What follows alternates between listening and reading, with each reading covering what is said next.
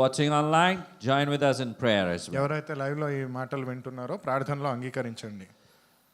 Thank you, Lord, for this time, precious, beautiful time, which is better than 1,000 days elsewhere, Lord. కృతజ్ఞతలు దేవా, నీ సంఘంలో నీ మందిరంలో ఈ సమయాన్ని బట్టి వేరే ఎక్కడన్నా ఉండే 1000 రోజుల కంటే ఇది ఉత్తమమైనది. Your presence is here, నీ సన్నిధి ఇక్కడ ఉన్నది దేవా. and we open our hearts today to listen from you, Lord. మా హృదయాల్ని మీ నుంచి వినాలని మేము సిద్ధపరుస్తున్నాం దేవా. We open our ears in your presence, O Lord, మా చెవులను సిద్ధపరుస్తున్నాం దేవా, నీ మాటలు that we వినాలని. would listen to this word and live by your word, O Lord. నీ మాటలను విని మేము మా జీవితంలో ఆచరిస్తామని. We thank you that you are the one who guides our footsteps, మా పాదములకు మార్గదర్శకుడిగా ఉన్నందుకు and you ధన్యవాదాలు direct దేవా. us into your path of eternal life. నిత్య జీవం కలిగిన నీ మార్గంలోకి మా జీవాన్ని నడిపిస్తున్నందుకు ధన్యవాదాలు. As we surrender our hearts to you now, మా హృదయాలను నీకు అప్పచెప్తూ ఉండంగా speak to us, Lord, మాతో మాట్లాడండి దేవా, in Jesus' name. యేసుక్రీస్తు నామములో. Amen. All of God's children say, amen. Amen, amen. Hallelujah. We'll pass on a mic to someone today, as both are readers who read the word every Sunday in Telugu are on a holiday. I think they're watching online maybe. Yeah. So I'd like to ask brother or sister, whoever wants to read. Another sister is reading? Okay, sister. Okay. Sister would be reading the word of God for us in Telugu today. So, a question to you. Where are you in your spiritual journey towards perfection? అయితే మీ అందరికైనా ప్రశ్న ఇది. ఈ ఆధ్యాత్మికమైన సమగ్రతలో మీ ప్రయాణంలో మీరు ఎక్కడున్నారు? Perfection in Telugu? సమగ్రత. Samagrata, Sampurnata? సమగ్రత, సంపూర్ణత ఇస్ కంప్లీట్నెస్. సమగ్రత. Okay. Our theme we is focused on one of the simplest commandments that Jesus has given to us. దీనిపైన మనం శ్రద్ధ ఉంచంగా చాలా సామాన్యమైన దేవుడిచ్చిన ఆదేశము ఒకటి మనం ఆచరించాల్సి ఉన్నది. Simple words that he speaks, చాలా సామాన్యమైన మాట ఆయన but మాట్లాడినది, profound truth in it. కానీ చాలా లోతైన సత్యం ఉంది దాంట్లో. You know, sometimes simple words will have a very profound truth. కొన్నిసార్లు చాలా సామాన్యమైన మాటలు చాలా లోతైన సత్యం దాగి ఉంటుంది. Not so simple to carry out, but simple to understand. మనం ఆచరించడానికి అంత సులువుగా ఉండకపోవచ్చు, కానీ అర్థం చేసుకోవడానికి సులువుగా ఉండొచ్చు. So it can be stated in 2 words. అయితే 2 మాటల్లో దాన్ని చెప్పొచ్చు. And that's be perfect. దాంట్లో అర్థము సమగ్రతతో ఉండండి. Only 2 words Jesus spoke. He said, be perfect. 2 మాటలు ఆయన మాట్లాడింది, సమగ్రత కలిగి ఉండండి. That's all. Jesus didn't try to be perfect. యేసు ప్రభు సమగ్రతతో ఉండడానికి ప్రయత్నం చేయలేదు. He never told us to try to obey ప్రయత్నం చేసి any of his commandments. He didn't tell us try to obey my commandments. ఆయన ఏ ఒక్క ఆదేశాన్ని నా ఆదేశాలను వెంబడించడానికి ఆచరించడానికి ప్రయత్నం చేయండి అని చెప్పలేదు. He never told try to love your enemies. ఆయన చెప్పలేదు మీ విరోధులను ప్రేమించడానికి ప్రయత్నించండి అని. He said love your enemies. ఆయన చెప్పాడు మీ విరోధులను ప్రేమించండి అని. You see, if we were to rely on our own ability, we should just as well give up right now. మన సామర్థ్యత మీదే మనం ఆధారపడ్డట్టయితే ఈ క్షణమే మనం చేసే పనిని వదిలేయాల్సి వస్తుంది. Are you getting the point? ఇది అర్థమవుతుందా మీకు? If we try to do God's word or what Jesus is telling us in these simple words, if you are depending on your own ability, you might as well give up right now. ఒక సులువైన విషయం పైన మీరు గమనించినట్లయితే మన సొంత సామర్థ్యత పైనే ఆధారపడి ఉంటే మనం చేసే ఏ పనిని కూడా మనం చేయలేము. Because the words of the New Testament, all of these commandments depend completely on the grace of God. ఎందుకంటే నూతన నిబంధనలో ఉన్న ప్రతి ఒక్క విషయము దేవుడిచ్చిన ఆదేశాలన్నీ దేవుడిపైనే ఆధారపడడం జరిగింది. And these words are made available to us through Jesus Christ. ఈ మాటలు మనకు ఉపలబ్ధంగా ఉండేది యేసు ప్రభు ద్వారానే. Amen. Amen. I've said many times and I'll say it again, grace begins when human ability ends. నేను చాలాసార్లు ఈ మాటలు చెప్పి ఉన్నాను, మళ్ళీ చెప్తున్నాను. దేవుడి కృప ఎప్పుడు ఆరంభం అవుతుంది అంటే మనిషి యొక్క ప్రయత్నం ముగించినప్పుడు. Tell it to your neighbor, say it as you mean it. మీ పొరుగువారికి చెప్పండి, అర్థవంతంగా పూర్ణ మనసుతో చెప్పండి. Grace begins where human ability ends. మానవ ప్రయత్నం ముగించినప్పుడు దేవుడి యొక్క కృప ప్రారంభం అవుతుంది. Amen? Anything that a human tries to do, what the Lord has said in his own strength, he will not succeed. మనిషి తన సొంత ప్రయత్నంతో నేనే సాధించాలి అని అనుకునే ప్రతిదీ ఫలించదు. What we can do on our own strength or our own wisdom or our own righteousness, then we say we don't need God's grace. ఒకవేళ అన్ని మన సొంత కష్టంతో సొంత సామర్థ్యతతో సాధించినట్లయితే దేవుడి కృప మనకు అక్కర్లేదని అనుకుంటాం. And we have come to an end to the best that we can do. మనం చేయగలిగిన ప్రతి దాంట్లో ఒక అంతానికి వచ్చేస్తాం. In God's grace, always there is something good, something best, something better that you can do than what you're doing in your own strength. దేవుడి కృపలో మనం చేయగలిగిన దానికంటే ఇంకా ఉన్నతమైనది శ్రేష్టమైనది ఏదో దాగి ఉంది. And God says, my grace is sufficient. దేవుడు చెప్పేది కూడా నా కృప నీకు చాలును అని. Amen? Amen. Do you believe that? ఇది విశ్వసిస్తున్నారా మీరు? You really believe that His grace is sufficient? మీరు విశ్వసిస్తున్నారా ఆయన కృప మనకు చాలు అని? That will enable us to do anything that He has told us to do. దాని వలన మనం చేయగలిగిన ఏదాన్నైనా ఆయన మనకు సామర్థ్యతనిచ్చి చేయిస్తాడు. These words that I'm talking about are actually found in the Sermon on the Mount in Matthew chapter 5 verse 48. ఇప్పుడు నేను చెప్పే ఈ మాటలు మత్తయి సువార్త 5వ అధ్యాయం 48వ సువార్తలో దేవుడు కొండపైన చెప్పిన మాటలు ఇవి. Let's read it. చదువుదాం అది. Matthew chapter 5 verse 48. మత్తయి సువార్త 5వ అధ్యాయము 48వ వచనము.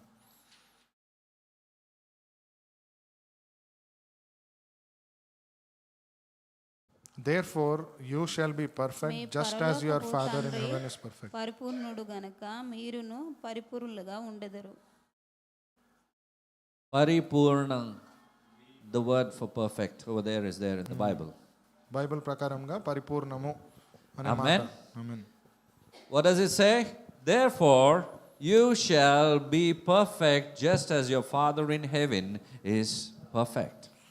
మీ పరలోకంలో ఉన్న తండ్రి వలనే ఆయనను పోలి మనము పరిపూర్ణులుగా ఉండవలెను. Now I've heard a lot of people trying to explain the word perfect in such a way that it doesn't mean what it seems to mean.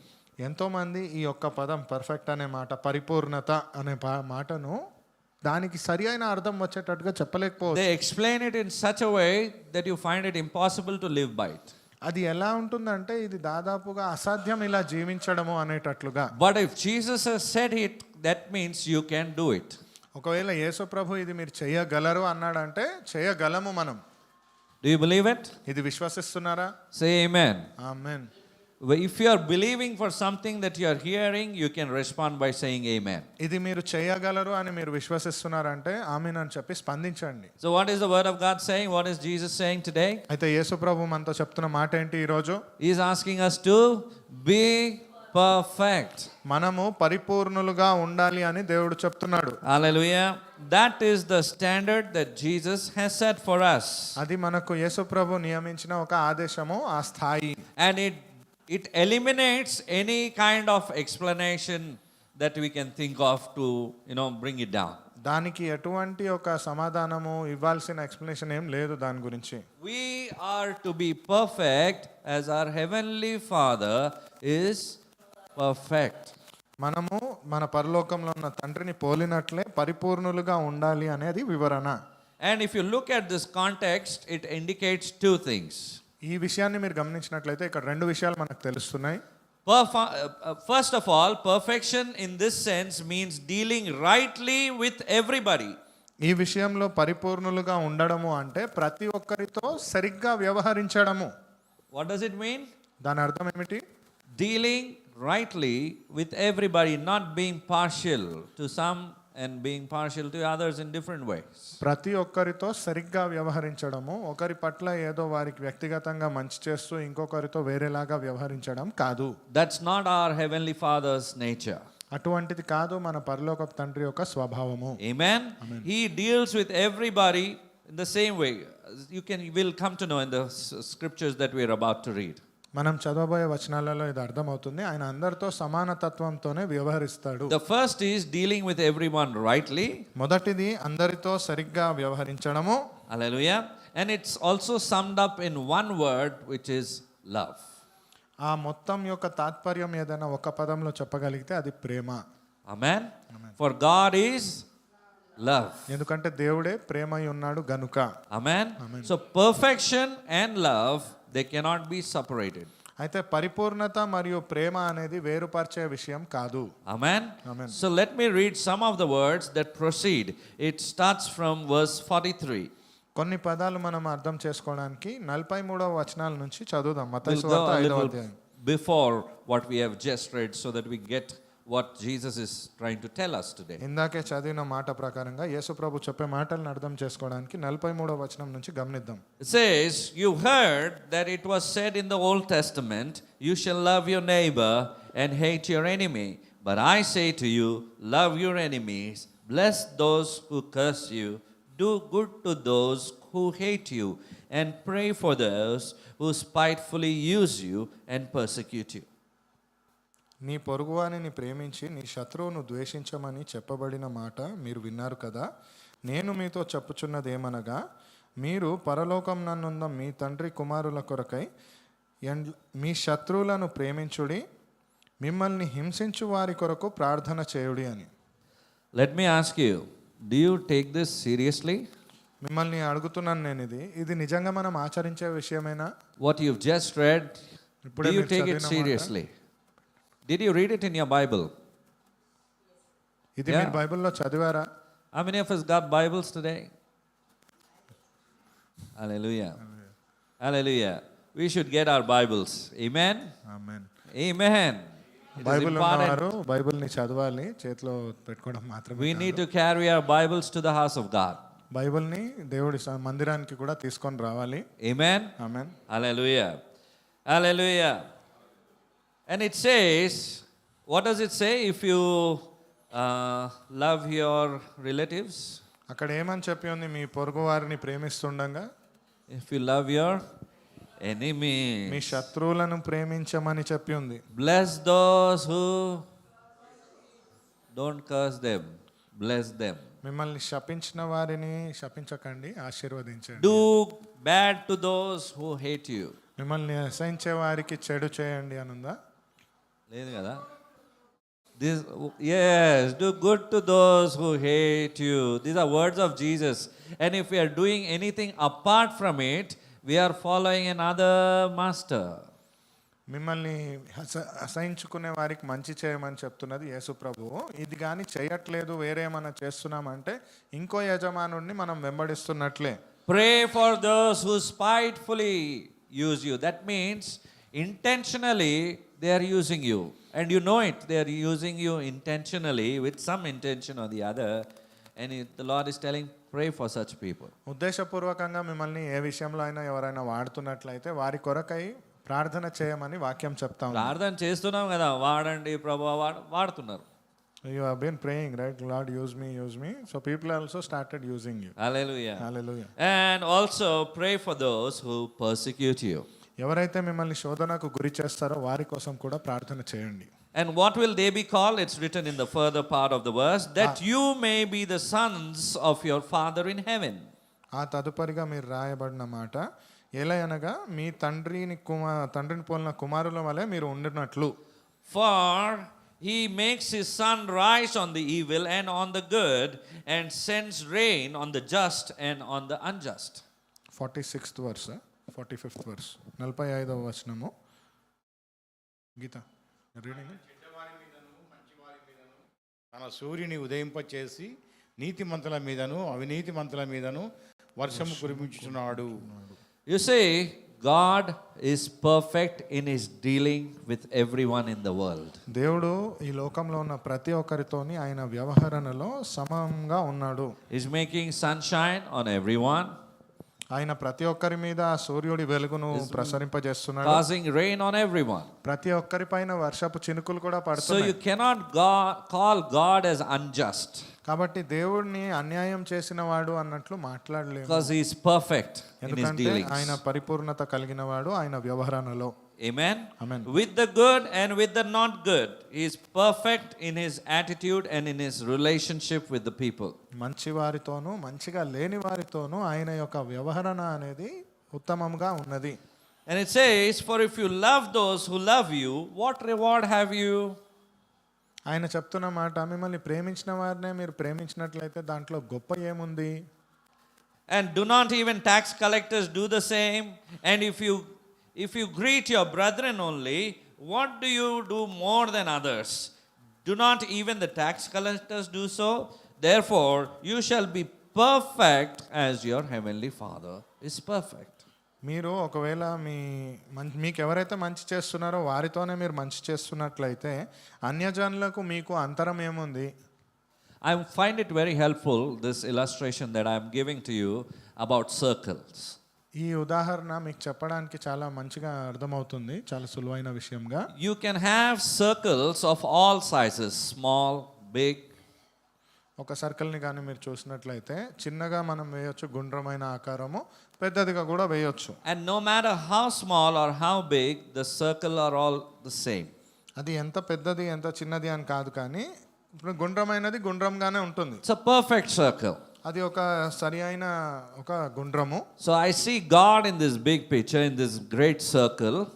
అయితే దేవుడిని ఈ పెద్ద వలయ ఆకారంలో నేను చూస్తుంటే, And it encompasses the whole universe, is beyond the universe, is so big. ఇది Just పెద్ద for our విశ్వాన్ని imagination. ఒక ఊహకేసుకునేటట్లుగా విశ్వమంత పెద్ద గుండ్రమైన ఆకారాన్ని ఊహించుకొని అంతకంటే పెద్దదిగా. You and I cannot encompass this universe and this circle. We cannot pass beyond it. మీరు నేను ఈ విశ్వంలో మనకున్న ఈ యొక్క గుండ్రమైన ఆకారాన్ని వలయాన్ని దాటి మనం బయటికి వెళ్ళలేము. There is an allotted place given to us. మనకని ఇవ్వబడిన ఒక ప్రాంగణం ఉంది. Either your circle or my circle might be a smaller one. మీ యొక్క ప్రాంగణం లేదా మా యొక్క ప్రాంగణం చిన్నదిగా ఉండొచ్చు, But it doesn't matter. దాని వలన ఎలాంటి అంతరం లేదు. You don't have to do big things to become perfect, as you're thinking how your heavenly Father is perfect. మీరు పరిపూర్ణంగా అవ్వడానికి పరలోకంలో ఉన్న తండ్రి ఎలాగైతే ఉన్నాడో అన్ని విషయాలు మీరు చేయనక్కర్లేదు. But remember one thing, that in this big circle, you're also there as a small circle. కానీ గుర్తుంచుకోండి, ఈ పెద్ద వలయాకారంలో చిన్న వలయంగా మీరు కూడా ఉన్నారు. So the word perfect, it is related to two kind of thoughts. అయితే ఈ పరిపూర్ణత అనే రెండు మాటలలో Firstly, mature, మొదటిది పరిపక్వత, and second is complete. రెండవది సంపూర్ణత. To be perfect, you have to combine both of them. అయితే పరిపూర్ణముగా ఉండాలి అంటే ఈ రెండింటిని మీరు సమగ్రం చేయాలి. You can picture a green apple, ఉదాహరణకు ఒక గ్రీన్ కలర్ a లో green apple which is on the branch. పచ్చ రంగులో ఉన్న ఒక apple It is small, it is round, it is green, and it is hard. అది చిన్నగా ఉంది, గుండ్రంగా ఉంది, పచ్చిగా ఉంది, గట్టిగా ఉంది. It is perfect in its creation. దాని యొక్క సృష్టిలో అది సరిగ్గానే ఉంది.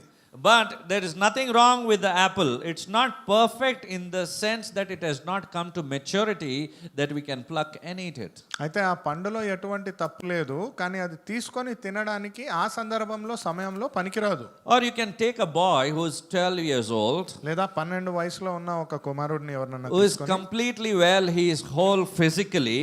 పూర్ణ శరీరంగా ఆరోగ్యంగా ఉన్నప్పటికీ, So in that sense he is perfect, but he is not yet mature. ఆ రకముగా ఆయన ఆరోగ్యంగా ఉన్నాడు కానీ పరిపక్వత కలిగి లేడు. So you can take a grown man who is 40 years old, but he's lost one of his fingers. లేదా 40 ఏళ్ళు వచ్చిన ఒక పురుషుడిని తీసుకొని ఆయన ఒక వేలుని కోల్పోయినట్లయితే, You can count him as a mature person, but he's not complete.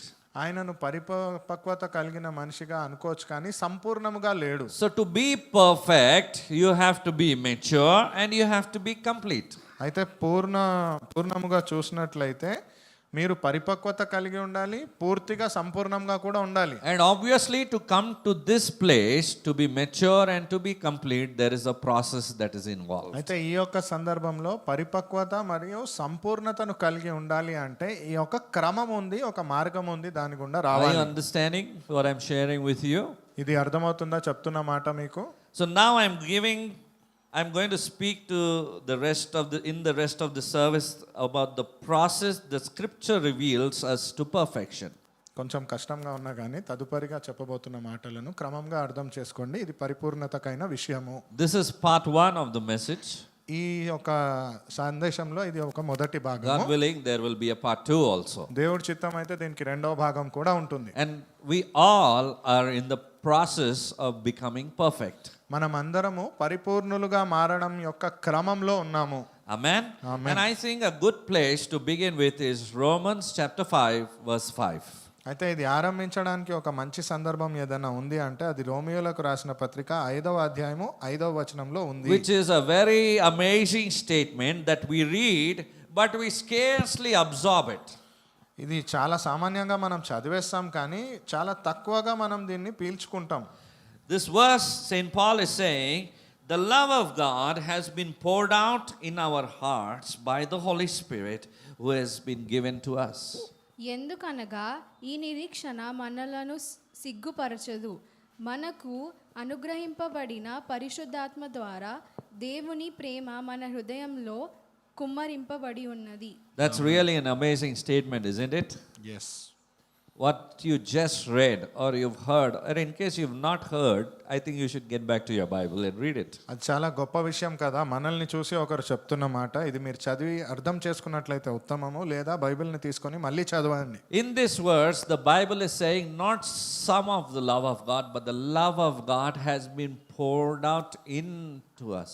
ఎందుకంటే ఇక్కడ దేవుడి యొక్క ప్రేమ ఏదో కొద్దిగా మన పైన పడింది అని చెప్పడం, జల్లబడింది కాదు, కుమ్మరింపబడింది అని That చెప్పబడింది. means the total love of God is been poured out. దాని యొక్క అర్థము దేవుడి యొక్క పూర్తి ప్రేమ మీ పైన కుమ్మరింపబడి ఉన్నది. Nothing has been poured out, but has been poured out by the Holy Spirit.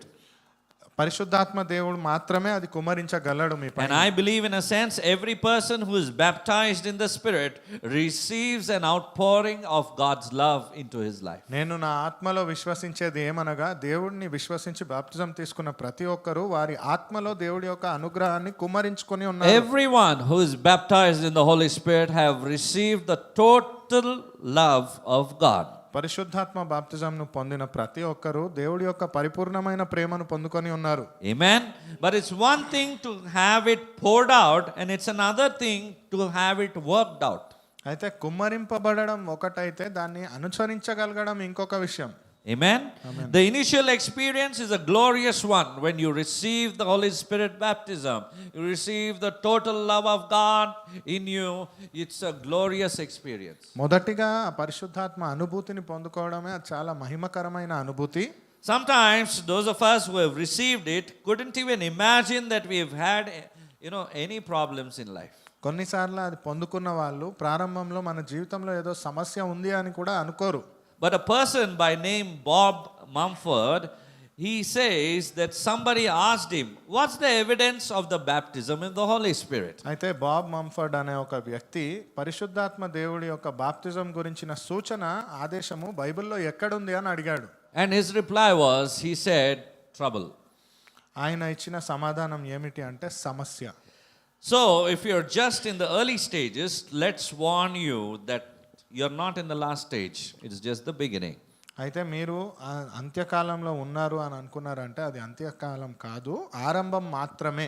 So something that's poured into you that is divine, that is complete, that is perfect has to be worked out in your life. అయితే మీ జీవితంలో ఏదైతే కుమ్మబరించబడిందో అది చాలా పవిత్రమైనది, పరిపూర్ణమైనది, దేవుడి యొక్క సమగ్రత కలిగి ఉన్నది, అది మీ జీవితంలో జరగాలి. And there's a scripture that says that, and it's very helpful. Philippians chapter 2 verses 12 to 13. దాని కొరకై ఒక వచనం కూడా ఉన్నది. ఫిలిప్పీయుల గ్రంథం 2వ అధ్యాయము 12వ వచనాన్ని చదువుకున్నట్లయితే 12 and 13. కాగా నా ప్రియులారా, మీరెల్లప్పుడూ విధేయులై యున్న ప్రకారము నా ఎదుట ఉన్నప్పుడు మాత్రమే గాక మరి యెహోవాగును నేను మీతో లేనియ కాలయందును భయభక్తుతోనూ వణకుతోనూ మీ సొంత రక్షణతో కొనసాగించుకొనుడి.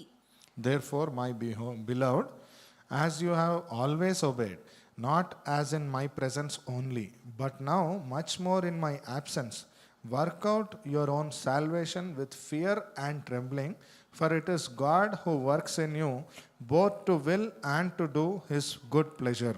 Amen. Notice the two phrases over here: work out, work in. రెండు వచనాలను అక్కడ గమనించండి. దేవుడు మనము పొందుకోవాలి, పని కూడా చేయాలి అని. These are both very important. ఈ రెండు చాలా ముఖ్యమైనది. They go together. ఈ రెండు ముందుకు కలిసే వెళ్తాయి. God works in, then we have to work out what God has worked in. దేవుడు మనకు ఏదైతే మన పైన పని చేసి ఉన్నాడో ఆ పని పైన మనం పని చేయాల్సిన అవసరత ఉంది. If God didn't work in, there is nothing that you can work out. దేవుడు కానీ మన మీద ఏ ఒక్క క్రియ చేయలేదు అంటే మనం దేవుడి కోసం చేసే క్రియ కూడా ఏది లేదు.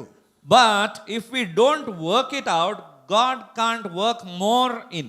కానీ మనం కానీ దేవుడిచ్చిన పని పైన పని చేయకపోతే దేవుడు మన పైన అధికమైన పని చేయలేడు. Do you understand what I'm sharing? ఇది అర్థమవుతుందా? ఇది The limit of what God can work in us is based on what we work out. దేవుడు మన పైన ఎంత పని చేయగలడు అనే పరిమితి మనం దేవుడి కోసం ఎంత పని చేస్తున్నాం అనే దానిపైన ఆధారపడి ఉంటుంది. That's how the river flows. అటువలే ఒక నది ప్రవహిస్తుంది. You want a fresh move of Spirit of God in you, you got to work out what's already in you. If you're not working out what God has given you in, there's nothing new that God can work in you. దేవుడి యొక్క confusing ఉంది కదా, concentrate చేయండి. దేవుడి యొక్క పరిశుద్ధాత్మ మన ద్వారా ఏమైనా పని చేయాలి అంటే మనలో దేవుడు ఇచ్చినది ఏదైతే ఉందో దానిపైన పని చేసినట్లయితే ఆయన యొక్క నూతన కృప మన ద్వారా ప్రవహిస్తుంది, పని చేయిస్తుంది. That's how the flow happens. అటువలే ఆ ప్రవాహం అనేది అవుతుంది. Amen. Amen. Did you get the point?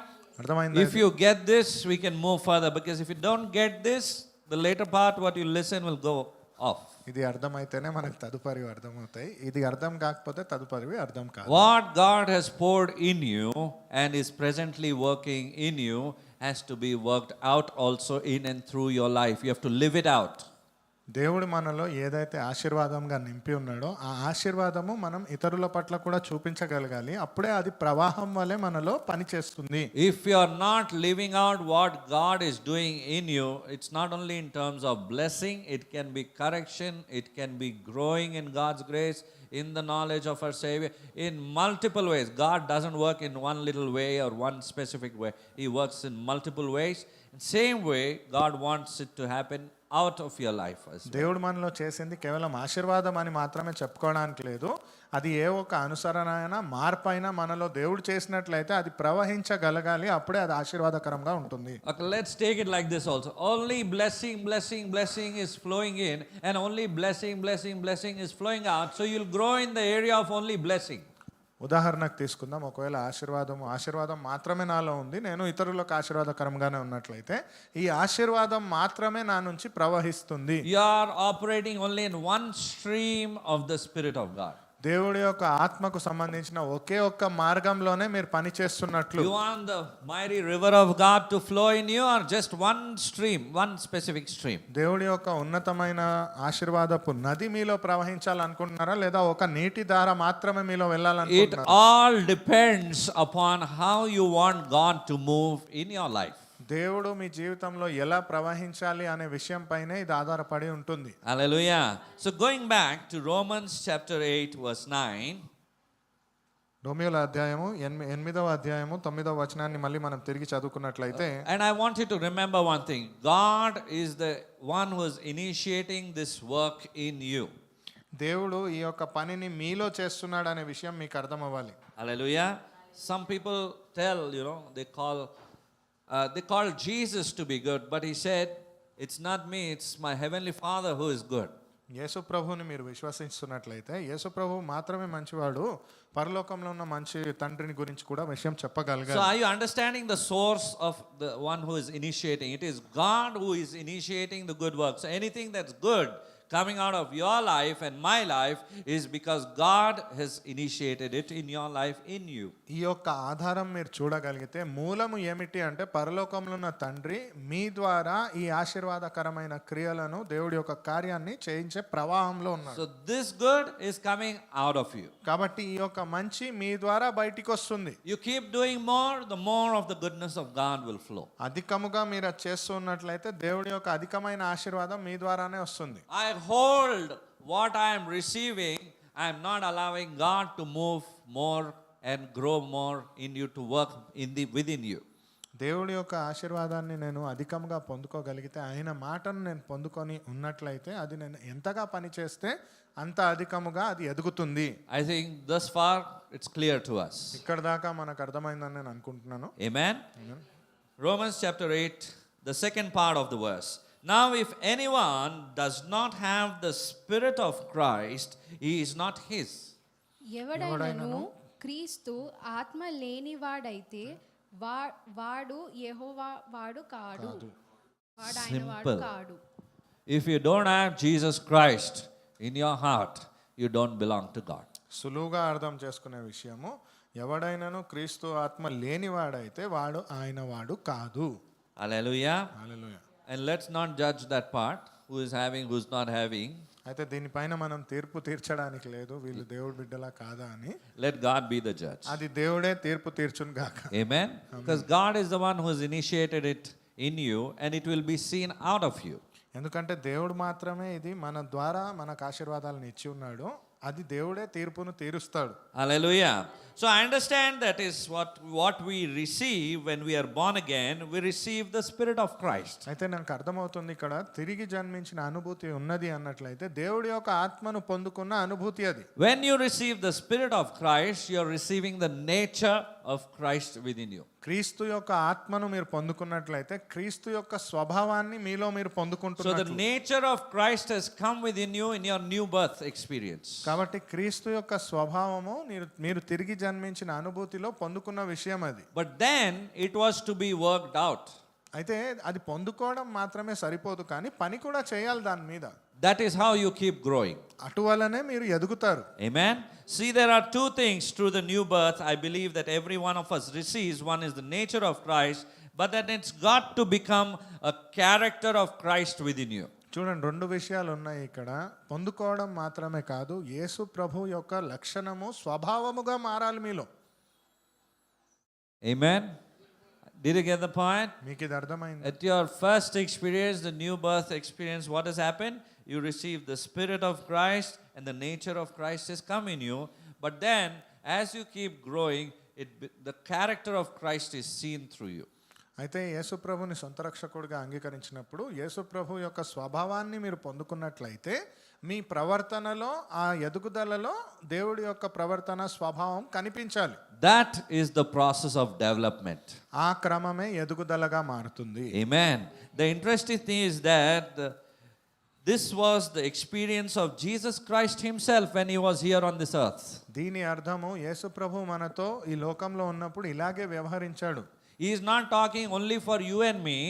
Jesus himself grew the same way what he is talking about here. We are going to see that. మీకోసం నా కోసం మాత్రమే చెప్పినది కాదు, యేసు ప్రభు ఎదుగుదల గురించి మనతో మాట్లాడిన మాటలు ఇవి. And there's a wonderful, remarkable scripture in Hebrews chapter 5, verse 8 and 9. ఇది గుర్తుపెట్టుకోవడానికి అద్భుతమైన ఒక వాక్య సందేశం. హెబ్రీయుల గ్రంథం 5వ అధ్యాయము 8-9 వచనాలు. Though he was a son, in brackets, the son of God. Amen. We believe, no, he is the son of God. Though he was a son, yet he learned obedience by the things which he suffered.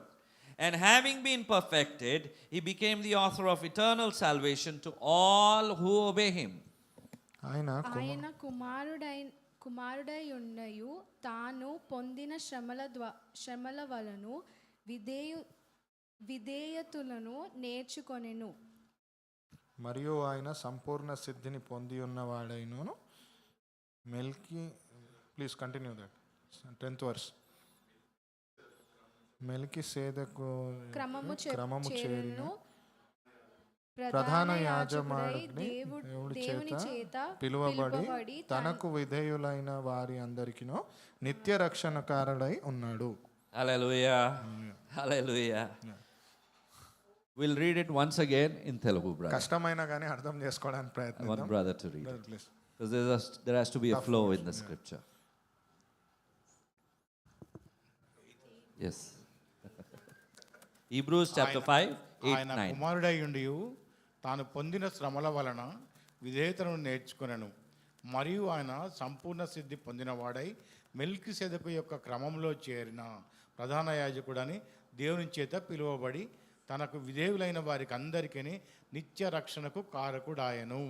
Amen. So even Jesus had to be perfected.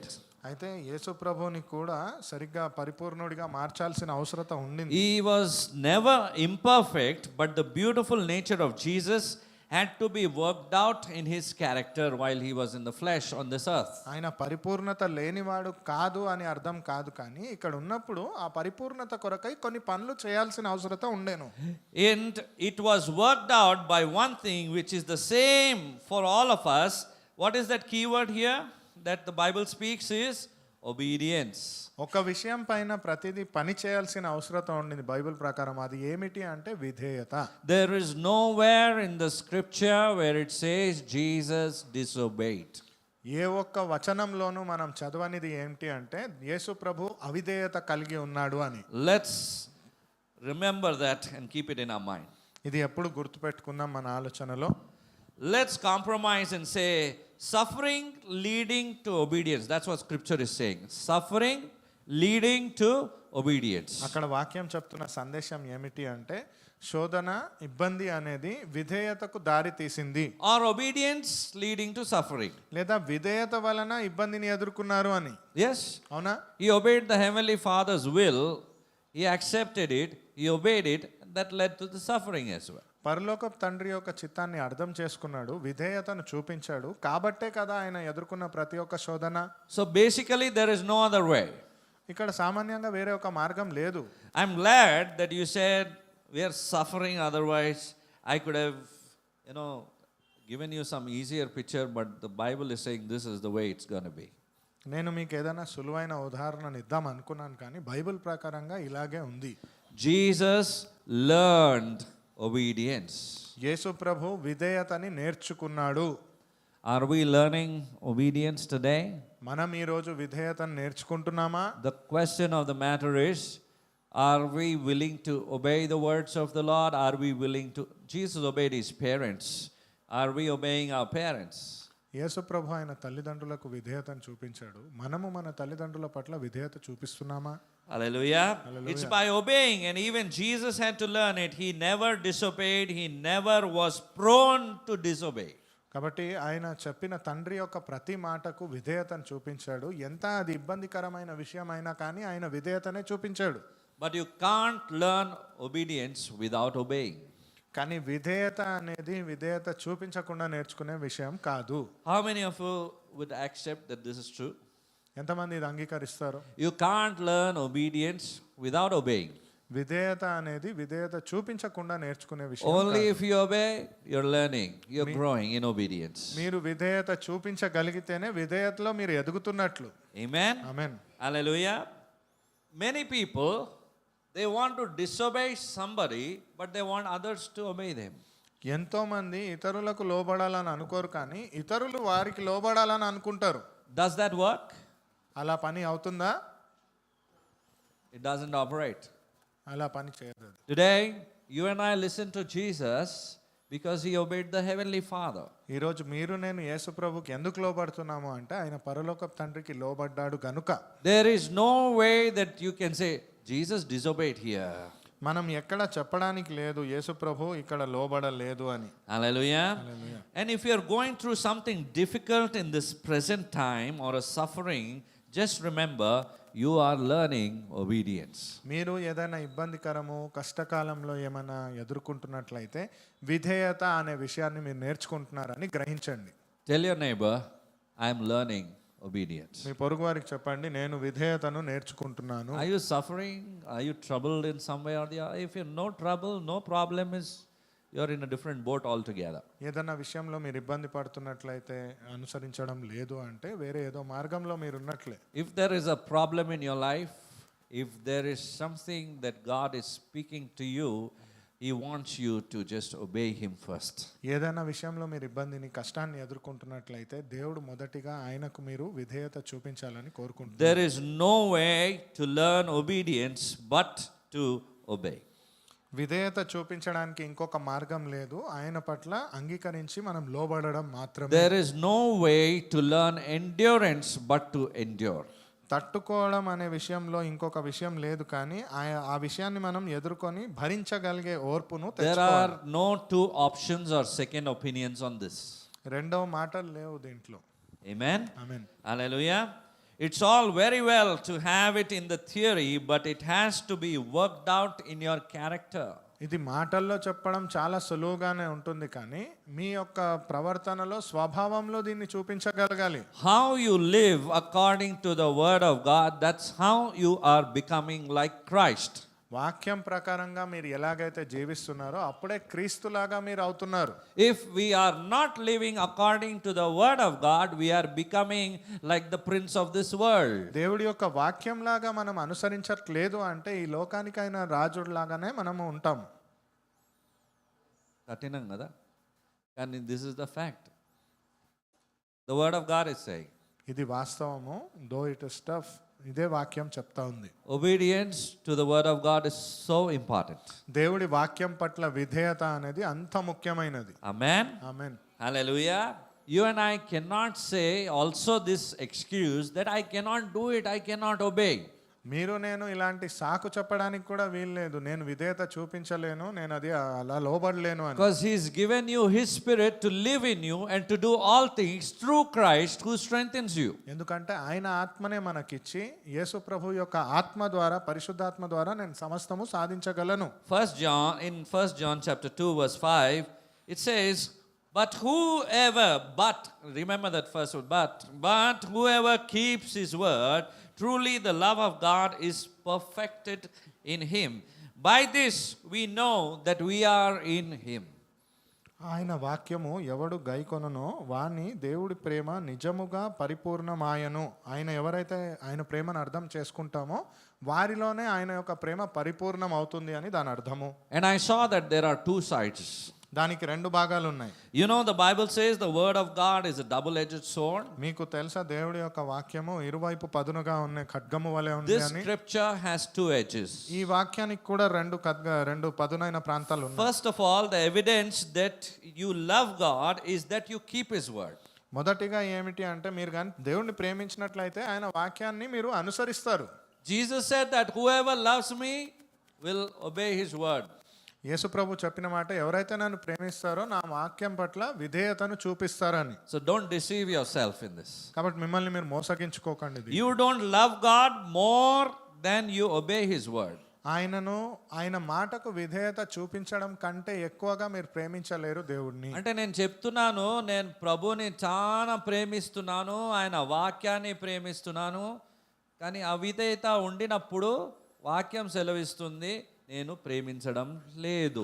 దానికైనా మించి మనం మాట్లాడలేము. So I'll say that I love God so much, but if I don't show obedience to his word in my behavior, it does not mean that I love him completely, and only if I love him I will show my obedience. Jesus said that who loves me, the one who loves will obey my word.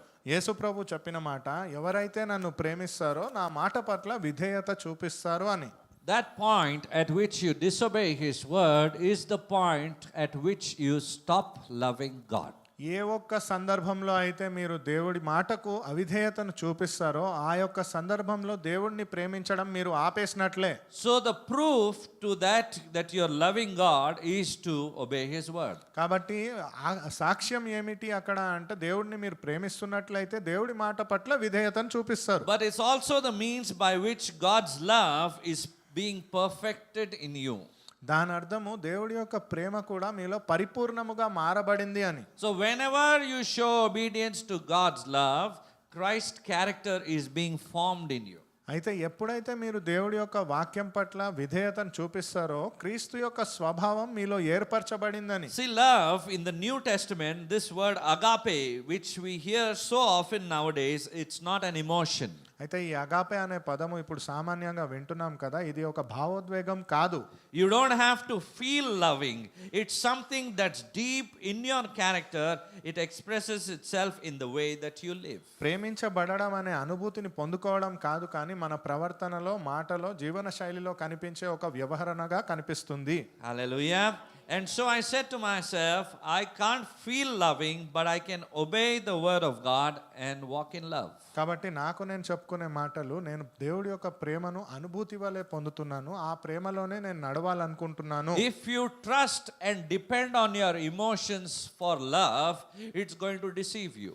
ప్రేమ అనే అనుభూతి పైన మీరు భావోద్వేగముగా ఒకవేళ ఆధారపడ్డట్లయితే అది మోసకరముగా మారుతుంది. So I want you to keep this as your principle for living. అయితే బ్రతకడానికి ఇది ఒక సిద్ధాంతముగా మీరు ఆచరించాలని నేను కోరుతున్నాను. Agape is not an emotion. Agape అనేది ఒక భావోద్వేగం కాదు. God doesn't love us based on our emotional response to him. దేవుడి పట్ల మనకున్న భావోద్వేగపు స్పందన ప్రకారంగా ఆయన ప్రేమించువాడు He కాదు. loves you and me unconditionally. మిమ్మల్ని నన్ను ఆయన ఒక షరతు లేకుండా ప్రేమించువాడు ఆయన. We love everyone unconditionally. మనం కూడా అందరినీ షరతులు లేకుండా ప్రేమించగలగాలి. If we disobey the word of God, the love of God is not in me and I am not in God. దేవుడి యొక్క వాక్యాన్ని కానీ అంగీకరించట్లేదు, లోబడట్లేదు అంటే దేవుడి వాక్యం నాలో లేదు, నేను దేవుడి వాక్యంలో లేను. Are we getting it? ఇది అర్థమవుతుందా? Yes. Amen. Amen. Hallelujah. So no matter what, the word of God has been told clearly, ones who persecute you, one who hates you, what you need to do and what needs to be done. దేవుడి వాక్యం చాలా స్పష్టంగా చెప్పి ఉంది కదా, ఎవరైతే మిమ్మల్ని అసహించుకుంటున్నారో, మిమ్మల్ని ద్వేషించి విరోధుల్లాగా ఉన్నారో వారిని కూడా ప్రేమించాలి అని, అదే మీరు చేయాల్సింది. So the only part when I am unsuccessful in doing this is when I depart away from the word of God. ఎప్పుడు ఇది అసాధ్యము అని మనకు కనిపిస్తుంది అంటే, ఇది ఆచరించలేక నేను ఉన్నట్లయితే దేవుడి వాక్యం నుంచి నేను తొలగిపోతున్నట్లే. That is the time I am not living the word. దాని ప్రకారంగా నేను జీవించట్లేదని, I am doing what my flesh wants to do. నా శరీరం ఏదైతే కోరుకుంటుందో నేను అదే చేస్తున్నట్లు. Hallelujah. So my suggestion to you is don't try to feel loving. Don't be sentimental about it. Hallelujah. You've heard somebody, talk something about love and then they give up and then they reject you and then you're thrown away. అయితే మీకు నేను ఇచ్చే సలహా ఏమిటి అంటే, ఇక్కడ ప్రేమ అనేది ఒక భావోద్వేగంగా ఉంటూ మనము బాధపడుతూ వారు చెప్పిన మాటలను మనసుకు తీసుకొని దుఃఖంలో ఉండిపోవడం కంటే, There's a lot that happens around us. ఎన్నో విషయాలు మన చుట్టూ జరుగుతూ ఉంటాయి. But I want you to be obedient to the word of God. కాబట్టి దేవుడి వాక్యం పట్ల విధేయత కలిగి మీరు ఉండాలని నేను కోరుతున్నాను. Obey the word of God and what it says. దేవుడి యొక్క వాక్యానికి విధేయత చూపించి అది ఏం చెప్తుందో అది చేయండి. Because your Bible is a very practical book. It doesn't talk in the air. ఎందుకంటే బైబిల్ అనేది జీవితంలో జరిగే విషయాలపైన ఆధారపడింది, గాలిలో మాటలు చెప్పేది కాదు. It's not just merely telling you to be perfect. Just simply it's not telling you to be perfect. పరిపూర్ణత కలిగి ఉండండి అని ఏదో సామాన్యంగా చెప్పిన మాట కాదది. It is also giving you a program as to how to follow that process so that you will grow and become like Christ. అది మీకు దేవుడిస్తున్న ఆదేశము, ఎలా ఎదగాలి క్రీస్తులో అనడానికి. And that's why I want to speak to you about now.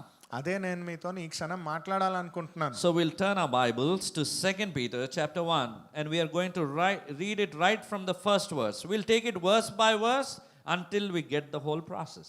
కాబట్టి 2 పేతురు 1వ అధ్యాయము వచనముగా మనము పూర్తిగా అర్థం చేసుకునేదాకా చదువుదాం. It says, Simon Peter, a servant and apostle of Jesus Christ. అక్కడ చెప్పబడిన మాట, సీమోన్ పేతురు, యేసుక్రీస్తును అపోస్తులైన సైమోను పేతురు, మన దేవుని యొక్క రక్షకుడైన యేసుక్రీస్తుని యొక్క నీతిని బట్టి. servant is not written over there. యేసుక్రీస్తును దాసుడును అపోస్తులైన సైమోను పేతురు. దాసుడు, యేసుక్రీస్తుని యొక్క దాసుడు అని అక్కడ రాయబడి ఉంది. అపొస్తలుడైన సీమోను పేతురు. In the Telugu Bible, servant is written later. In the English Bible, it says Simon Peter, a servant and an apostle of Jesus Christ. The order is same. ఇక్కడ కూడా యేసుక్రీస్తు దాసుడగును. No. Okay. Amen. ఇక్కడ ముందు చూసినట్లయితే యేసుక్రీస్తు యొక్క దాసుడు అనే మొదటిగా సంబోధించబడింది. So the word in the Greek, the word servant means slave. Greek భాషలో దాసుడు అంటే బానిస అని అర్థం. And you know that all the apostle always called themselves first as slave and then apostle.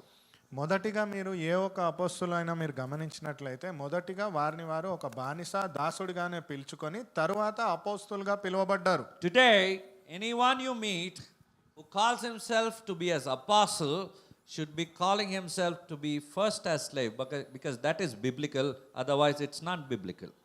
అందుకే ఈ రోజు కూడా ఎవరైనా అపోస్తులని తమను తాము సంబోధిస్తున్నట్లయితే వారు మొదటిగా దాసులు బానిసలు అని అర్థం. Hallelujah. You could question whether he really is an apostle. You will know that, in fact. You can question him on that. ఇదే బైబిల్లో చెప్పబడిన మాట గనుక మీరు వారిని ప్రశ్నించొచ్చు కూడా, మీరు నిజంగా అపోస్తులా అని. Hallelujah. So in a certain place, a servant of the Lord happened to ask the congregation, how many of you want to be an apostle? అయితే ఒక దైవ సేవకుడు తన సమూహంలో అడిగిన ప్రశ్న ఏంటి అంటే, మీలో ఎంతమంది అపోస్తులుగా And a ఉండాలనుకుంటున్నారు? lot of people put their hands up. అనేకులు చేతులెత్తారు. So the preacher said, hold on for a moment. Let me read to you what your job description is about. కాబట్టి బోధకుడు ఒక్క క్షణం ఆగండి, మీరు చేయాల్సిన కార్యాలేంటి, మీకున్న బాధ్యతలు ఏంటి అని చెప్తానని.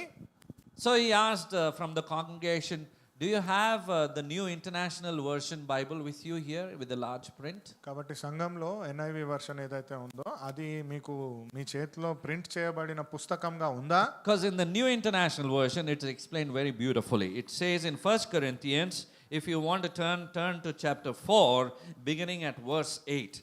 Paul is writing to the Corinthian Christians. He's saying, already you have all you want. Already you have become rich. ఇది మొదటి కొరింథీయుల గ్రంథం 4వ అధ్యాయము 8వ వచనంలో ఇది రాయబడి ఉన్నది. ఎందుకంటే దాని సారాంశం ఏమిటంటే మీకు కావాల్సిన ప్రతిదీ మీకు సమకూర్చబడింది, మీరు ముందుగానే ధనవంతులుగా ఉన్నారని. Tell your neighbor, already you have all you want, already you are rich. మీ పొరుగువారికి చెప్పండి, మీకు కావాల్సిన ప్రతిదీ మీ దగ్గర ముందుగానే ఉంది, మీరు ముందుగానే ధనవంతులు. This is reminding me of the new teachings that's going on in the church today. ఆమేన్. ఇది నాకు ఇప్పుడు నూతన తత్వంతోని ఇప్పుడున్న సంఘాలలో నేర్పిస్తున్న వచనాన్ని గుర్తు చేస్తుంది. Just read further what's written in the Bible. It says, you have become kings. తదుపరిగా అక్కడ చదివిన మాట ఏంటి అంటే, మీరు రాజుల వలె ఉన్నారని. And Peter is saying that without us. అక్కడ పేతురు చెప్తుంది కూడా మనం లేకుండానే. Apostle, the slave of the Lord Jesus Christ, the apostle of the Lord Jesus Christ, is saying, you become kings without us, and that I wish you really had become kings, so that we might be kings with you. అపోస్తులైన పౌలు చెప్తున్నది ఏమిటి అంటే, మేము లేకుండానే రాజులుగా మారి ఉన్నారు, మీరు రాజులుగా మారినట్లయితే మేము కూడా మీతో రాజుల వలె మారునట్లు. For it seems to me that God has put us apostles on display at the end of the procession, like the men who are condemned to die in the arena. We have become a spectacle to the whole universe, to the angels, and as well to the men. ఇది 9th verse చదువుదాం uncle. Let's read 9th verse. దాని సారాంశం నేను చెప్తాను అర్థమయ్యే భాషలో. మరణదండన విధింపబడిన వారమైనట్టు దేవుడు అపోస్తులమైన మమ్మును అందరికంటే కడపడం ఉంచి ఉన్నాడని నాకు తోచున్నది. మేము లోకమునకును దేవదూతలకును మనుషులకును వేడుకగా ఉన్నాం. దాని అర్థము, మనుషులలో ఎవరైతే ఆ బానిస ఆఖరిగా ఉంటారో ఆ బానిస స్థానంలోనే మేము ఉన్నాము, లోకానికి దేవుడి యొక్క దూత వలె మేము ప్రకటిస్తున్నాము అని. Hallelujah. Hallelujah. Let's read further. తదుపరిగా చదువుదాం. We are fools in Christ. It says, మేము క్రీస్తులో నిమిత్తము వెర్రివారము. we are fools in Christ, but you are so wise in Christ. మీరు క్రీస్తునందు బుద్ధిమంతులు. We are so weak, but you are strong. You are honored, we are dishonored. మేము బలహీనులము, మీరు బలవంతులు. మీరు ఘనులు, మేము ఘనహీనులము. He's saying, to this very hour we go hungry. ఈ యొక్క క్షణమే మనము ఆకలి కలిగి ఉంటాము అని. We go thirsty. We are in rags and we are brutally treated. We are homeless. We work hard with our own hands. When we are cursed, we bless.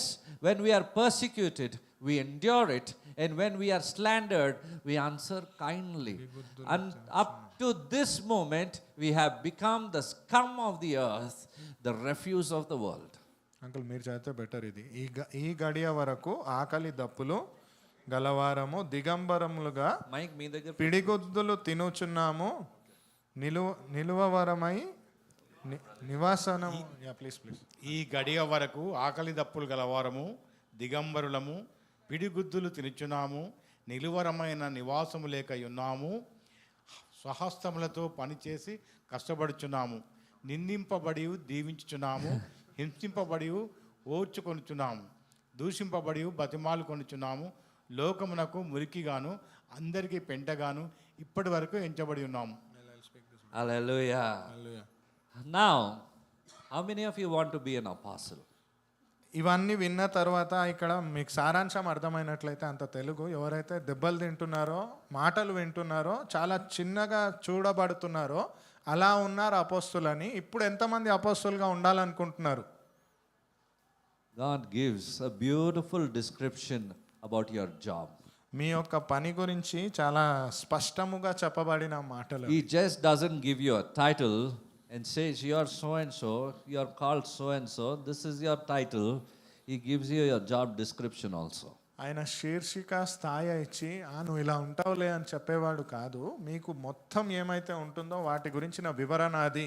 Before you could fill up the form, you see, the job description is already there.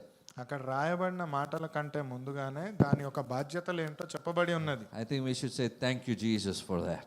దానికి యేసుప్రభు కృతజ్ఞతలను చెప్పగలగాలి మనం. Amen. Amen. That's just, by the way, it's not just the outline. I know it is in the outline that I'm sharing, but I think it was on God's heart for us to learn what he is actually meaning. ఇదేదో మాట వరుసకు నేను చెప్పే ఒక పైన మాట కాదు, కానీ దేవుడు మనం ఏమైతే చేయాల్సి ఉన్నామో ఆ విషయాల గురించి చదవడము అర్థం చేసుకోవడము. So let's go back to the first verse. అయితే మొదటి వచనాన్ని మళ్ళీ 2 Peter chapter 1 verse 1. I think we forgot, I think, where we started with. 2 Peter chapter 1 verse 1. రెండో పేతురు మొదటి అధ్యాయం మొదటి వచనం మనం చదువుతున్నాం. Simon Peter, a servant and apostle of Jesus Christ, to those who have obtained like precious faith with us by the righteousness of our God and Savior Jesus Christ. First verse. యేసుక్రీస్తు దాసుడును అపోస్తలుడునైన సీమోను పేతురు మన దేవుని యొక్కయు రక్షకుడైన యేసుక్రీస్తు యొక్కయు నీతిని బట్టి మా వలనే అమూల్యమైన విశ్వాసం పొందిన వారికి శుభమని చెప్పి రాయినది. This is written for all of us, the believers in the Lord. ఇది ఎవరైతే దేవుడిలో విశ్వాసం ఉంచుతున్నారో యేసు ప్రభుని విశ్వసించిన వారి కోసం రాసిన మాట. This epistle is addressed to all of us. ఈ యొక్క వచనం మన అందరికీ ఉద్దేశించి He చెప్పబడినది. goes on to say in verse 2, రెండవ వచనంలో తదుపరిగా చెప్పడం, grace and peace be multiplied to you in the knowledge of God and of Jesus our Lord. Second one, తన తన మహిమ మహిమైశ్వర్యను బట్టి గుణాశ్రయమును బట్టి మనలను పిలిచిన వాని గూర్చిన అనుభవ జ్ఞానము మూలముగా ఆయన దైవశక్తి జీవమునకును భక్తికిని కావలసిన వాటన్నిటిని మనకు దయచేస్తున్నందున దేవుని గూర్చినట్టు మన ప్రభువుని యేసును గూర్చినట్టు నాయన అనుభవ జ్ఞానము వలన మీకు కృపయు సమాధానమును విస్తరించునుగాక. Amen. మీకు కృపయు సమాధానము. Amen. Hallelujah. It is multiplied. So notice the first word, it says grace. అయితే మొదటి వాక్యాన్ని అందులో పదం మీరు చూసినట్లయితే అది కృప. So that immediately lifts up out of the level of our own ability. That means that you cannot do it in your own ability. మన స్థాయికు మించిన విషయం అది అంటే దాని అర్థము మన సొంత సామర్థ్యతతో సాధించేది కాదు అని. Grace of the Lord in your life will operate when you begin to understand that you cannot do it in your own strength. That is the moment grace will step in. దేవుడి యొక్క కృప మన జీవితంలో అడుగు పెడుతున్నది అన్నట్టు మనము చేయలేని పని మన సామర్థ్యతతో కానిది అని. The worldly system, what does it teach? లోకంలో ఉన్న విషయాలు ఏం నేర్పిస్తాయి? ఇది చేయగలుగుతావు, నువ్వే చేస్తావు, నువ్వే ప్రాముఖ్యము, నువ్వే. You can do it, you can achieve it, it is you and you. Hallelujah. Hallelujah. See the difference. అక్కడ అంతరాన్ని గమనించండి. See, if we understand the difference, you will know what the word of God is saying. Otherwise, we will live without discernment and we will operate as to what the world says. And the world always bombards, it floods your thoughts, it pushes you to do something that is against the word of God. ఆ అంతరాన్ని గమనించండి, అక్కడ ఉన్న విషయాన్ని అర్థం చేసుకోండి. లోకం చెప్పే మాటలు మిమ్మల్ని హెచ్చింపజేస్తూ ఉంటుంది. వాక్యాన్ని కానీ మనం అర్థం చేసుకుంటే దేవుడి కృప లేనిదే మనం ఏది సాధించలేమనేది అర్థమవుతుంది. Here, the word is not talking that what we can't do without God. దేవుడు లేకుండా మనం ఏది చెయ్యలేమో అనే విషయం గురించి మాట్లాడట్లేదు. He's talking about something that's possible only through the supernatural enabling of God. దేవుడి అద్వితీయ శక్తి వలన మాత్రమే సాధ్యమైన విషయము, చేయగలిగిన విషయాల So గురించి God's grace gives you the inability to do the supernatural. కాబట్టి దేవుడి యొక్క కృప మీరు అసాధ్యమైన విషయాలు, అసమానమైన విషయాలు సాధించడానికైనది అని చెప్తుంది. Amen. I want to say it again. Grace begins where human ability ends. నేను మళ్ళీ మీతో చెప్పాలనుకుంటున్నాను, కృప అనేది మనిషి యొక్క సామర్థ్యత ముగించిన ప్రాంతంలో ప్రారంభమవుతుంది. As long as you can do it, why should God give you his grace? అది మీరే చేయగలిగినట్లయితే దేవుడు ఎందుకు ఆయన కృపనివ్వాలి? There's no reason for him to give you his grace. ఆయన కృపను మీకు ఇవ్వాల్సిన అవసరమే లేదు కదా. As long as but God deliberately is confronting us with many things that we cannot do in order that we may open up to his grace. జన్మతః మనకు వచ్చిన విషయాలు ఎన్నో మనం చేయలేనివి ఉన్నాయి గనుక ఆయన కృప చేత మనం అది పొందుకొనులాగా ఆయన దగ్గర అడగగలగాలి. And really, to tell you, God's church is left only with two alternatives. దేవుడి యొక్క మందిరము రెండు విషయాలుగా చెప్పబడి ఉన్నది. Either we do the right thing, what the word of God says, and open up our hearts, our lives to the grace of God, or we say, I can do it, and I say no to the grace of God. సంఘముగా దేవుడి దగ్గర లోబడి మనసులను తెరిచి, దేవా నీ కృప లేనిదే నేను ఇది చేయలేను, నీ యొక్క శక్తిని నాకు ఇవ్వు, నీ ద్వారా నేను ఇది చేస్తాను అని చెప్పడం ఒక పద్ధతి. రెండవదిగా నేనే చేస్తాను, నాదే ఇదంతా, నా సొంత కష్టంతో నేను చేయగలను అని. The wise choice would be that you and I will reduce ourselves and bring ourselves to the subjection of the word of God and obey his word and see his grace operating through our life. జ్ఞానవంతమైన ఎంపిక ఏమిటి అంటే దేవుడి చిత్తానికి లోబడి మనల్ని మనం తగ్గించుకొని, దేవా నీ చిత్తమే జరుగును గాక, నీ ద్వారా నేను ఇది చేయాలనుకుంటున్నానని అడగగలగడము. Hallelujah. If you say, I can do it in my own efforts, which is dishonest, you're misrepresenting God through your life. ఒకవేళ ఇది నా సొంత కష్టంతోని నేను చేయగలను అనేది మనం అనుకున్నట్లయితే అది నిజాయితీ లేకుండా దేవుడిని తిరస్కరిస్తున్నట్లుగానే. Getting back to the scripture, it says, grace and peace. ఆ వాక్యం వచనాన్ని మళ్ళీ మనం చదువుకున్నట్లయితే కృప మరియు సమాధానము. The Hebrew word for peace is shalom. శాంతికైన హిబ్రూ యొక్క మాట వచనం ఏమిటి అంటే shalom. It is directly related to the word for complete. సమృద్ధి పరిపూర్ణతకైన ఒక పదం అది. Hallelujah. So really you don't have true peace until you're complete. మీ యొక్క పూర్ణ శాంతి ఒకవేళ మీరు పరిపూర్ణంగా లేరు అంటే పొందుకోరు. How are you made complete? ఎలా మీరు పరిపూర్ణులుగా మారుతారు?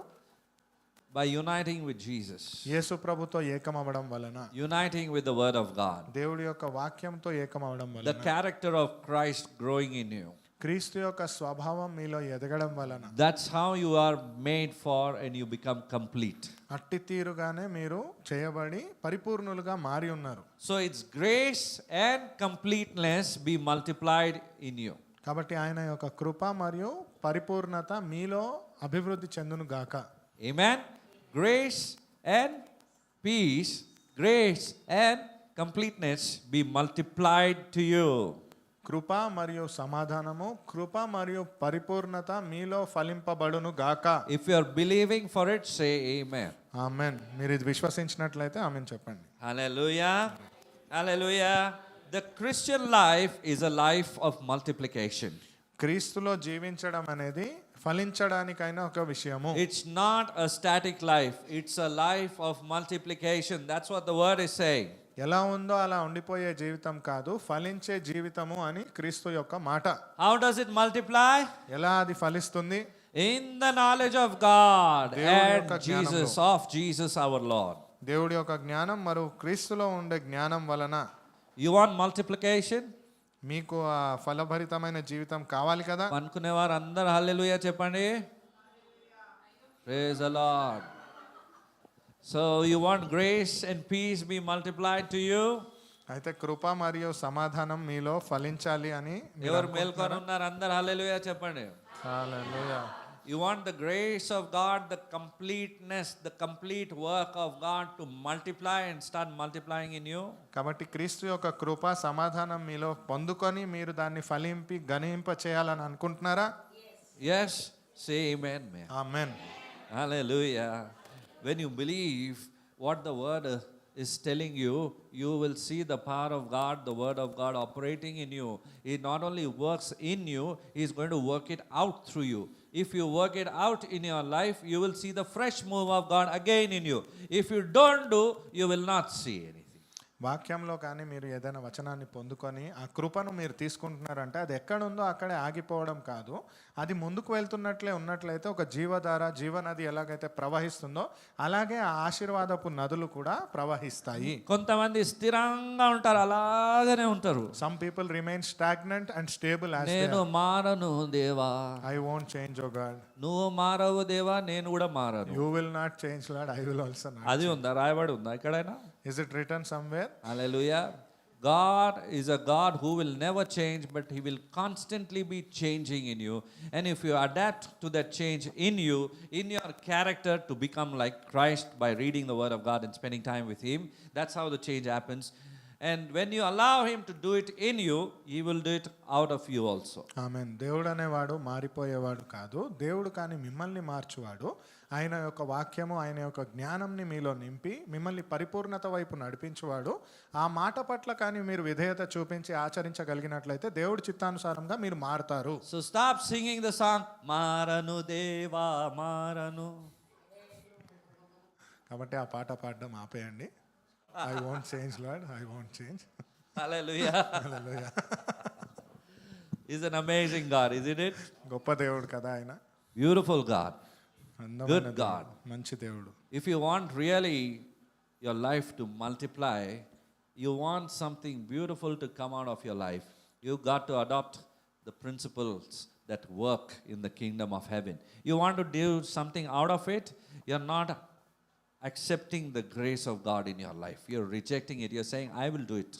మీ జీవితంలో కానీ దేవుడి యొక్క ఫలభరితమైన ఆశీర్వాదం మీరు పొందుకోవాలి అంటే దేవుడి చిత్తాన్ని తిరస్కరించకండి, దేవుడి చిత్తానికి లోబడండి, స్వీకరించండి, ఆచరించండి. Hallelujah. So notice the tense that is used in verse 3. It says, see his divine power has given to us all things that perfect to life and godliness. మూడవ విషయంలో రాయబడిన విషయాలలో ఒకవేళ సిద్ధాంతంగా మనం చూసినట్లయితే దేవుడి యొక్క కృప, శక్తి, అనుగ్రహం మన పైన ఉన్నట్లుగా దాన్ని పొందుకొని మనం ఆచరించగలగాలి. Notice the tense. It's saying it's not will give, it has been given. అక్కడ గమనించండి, ఇవ్వబడుతుంది అని కాదు, ఇచ్చేసింది అన్నట్టు అర్థం ఉంది. That's a breathtaking statement, in fact. చాలా విషయము మనం ఆలోచించాల్సిన We విషయం. are thinking, God, give me, give me. God says, I've already given, I've already given. మనం అడిగేది దేవా నాకు దివ్వు, నాకు దివ్వు అని. దేవుడు చెప్పే మాట, నేను నీకు ముందుగానే ఇచ్చేసాను, Hallelujah.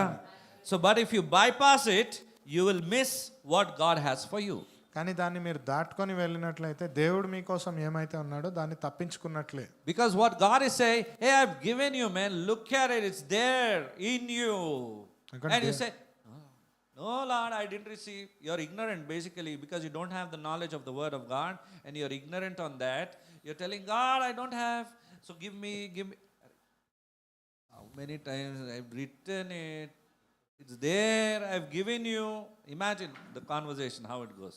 ఈ సంభాషణను సరదాగా ఊహించుకోండి. నాకు ఇవ్వు దేవా, నాకు ఇది ఇవ్వు దేవా అంటున్నాం, కానీ దేవుడు నేను నీకు ఇచ్చేసాను, నేను ఆల్రెడీ నీకు అంటే వచనంలోనే రాసి ఉంది. మనకు ఆ వాక్యం పట్ల జ్ఞానం లేదు గనుక దేవుడు మనకి ఇచ్చిన శక్తి సామర్థ్యాల పట్ల మనకు అవగాహన లేదు. So God has already given us everything that we are ever going to need for this time and even for eternity. కాబట్టి దేవుడు మనకు అవసరమైన వర్తమానంలో విషయం కానీ లేదా నిత్యకాలము మనకు అవసరమైన ప్రతిదీ దేవుడు ఇచ్చేసి ఉన్నాడు. If you believe it, say amen. ఆమేన్. నమ్మినట్లయితే ఆమేన్ చెప్పండి. And the ones who are watching online, if you're still there online, you can type amen, or else we know that you're not there.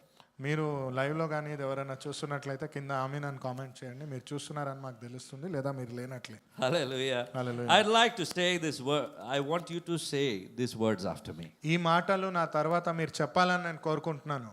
God is there on your screen as well. Those who are watching online is there on your screen. ఇది I లైవ్లో want Geeta to be here. లైవ్లో చూస్తున్నవారు స్క్రీన్లో చూడొచ్చు.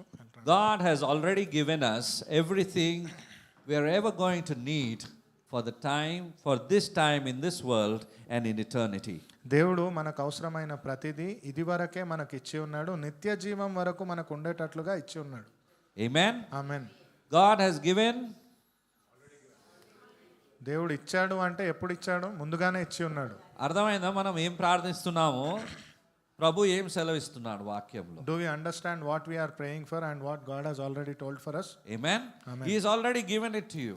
ఆయన ముందుగానే మనకు అది ఇచ్చి ఉన్నాడు. For this whole life, what you need supplied. ఆయన మన జీవితానికి అవసరమైన ప్రతిదీ ముందుగానే ఏర్పరిచి ఉన్నాడు. Not only this life, he says, for the life to come, eternity. ఈ యొక్క రోజులు ఇక్కడున్నన్ని రోజులు మాత్రమే కాదు, కానీ నిత్య జీవం వరకు. Amen. Amen.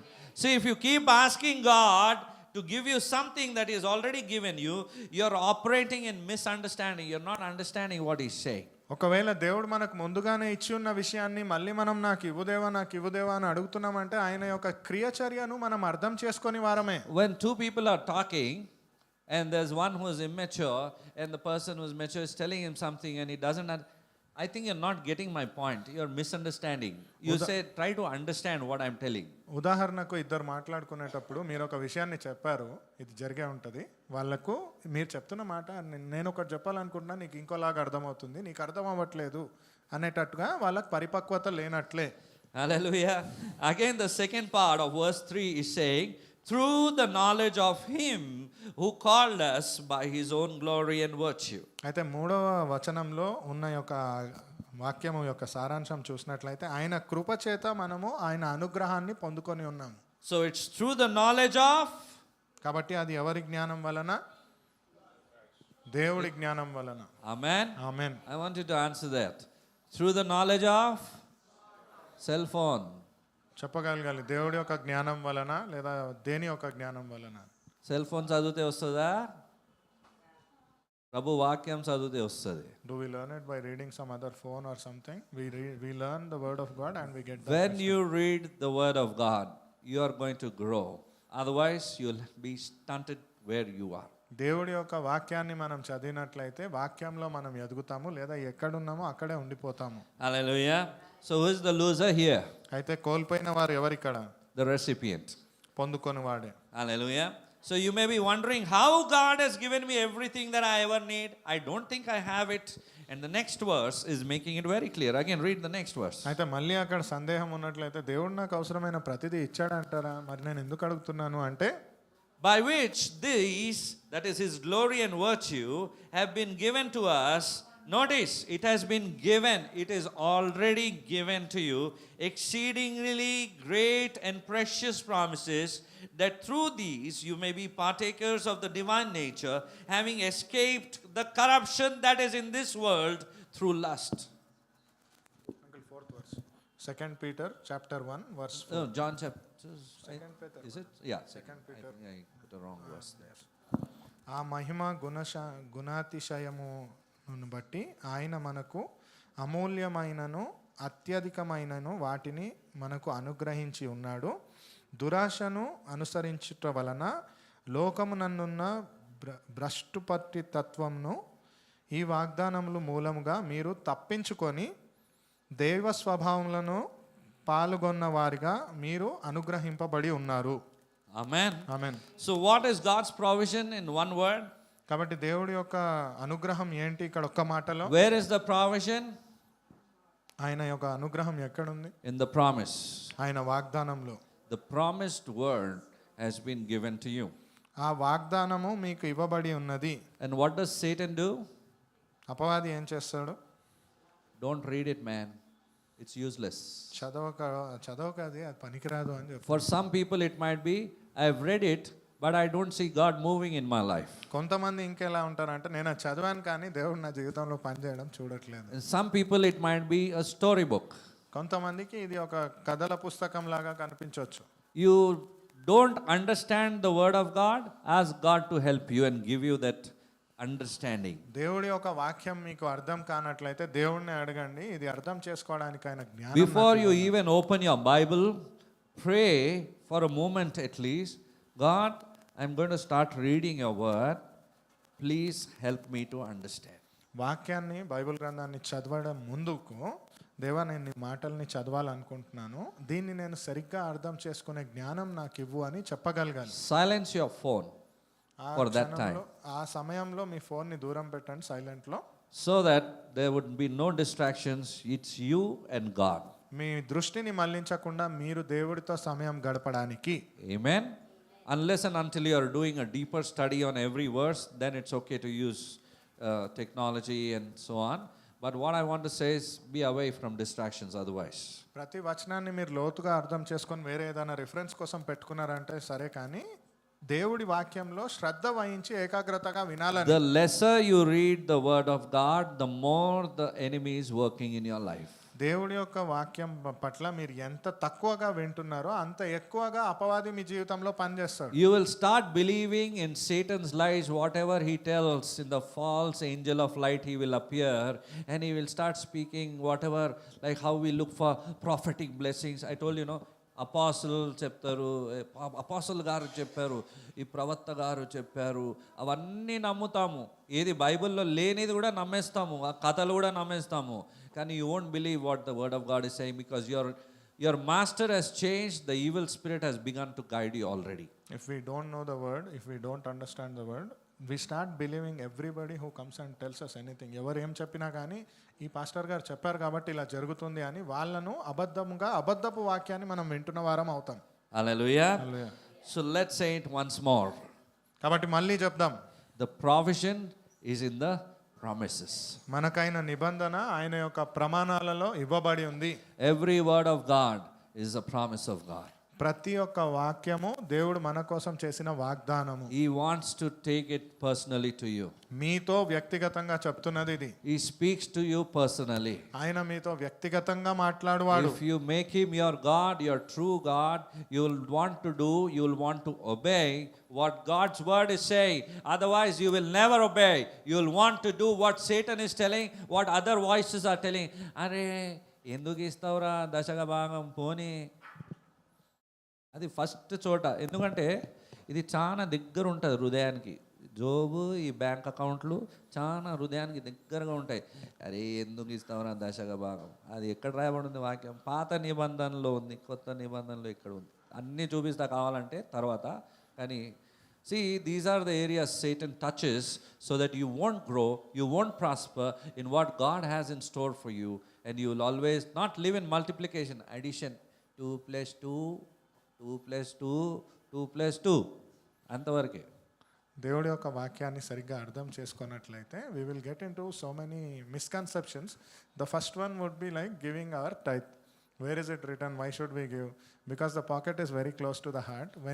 When it comes to giving, our heart hesitates and the evil spirit will try to tempt you. Why do you give? Instead of multiplying, say 2 × 2, you will be urged to 2 + 2 kind of a blessing where your blessings are being delayed.